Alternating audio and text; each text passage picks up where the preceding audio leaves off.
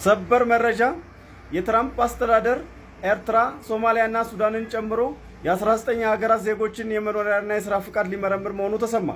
የትራምፕ አስተዳደር ኤርትራን ጨምሮ ከ19 ሀገራት ወደ አሜሪካ የገቡ በሁሉም ዜጎች የመኖሪያና የሥራ ፍቃድ ላይ እንደገና ምርመራ ሊያደርግ መሆኑ ተሰምቷል።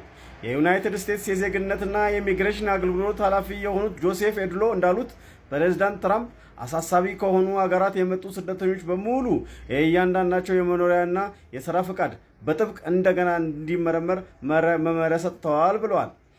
ቢቢሲ እነዚህ ሀገራት እነማን እንደሚያካትት ሲጠይቅ ኤጀንሲው ዋይት ሃውስ በሰኔ ወር ያወጣውን አዋጅ ተጠቅሷል።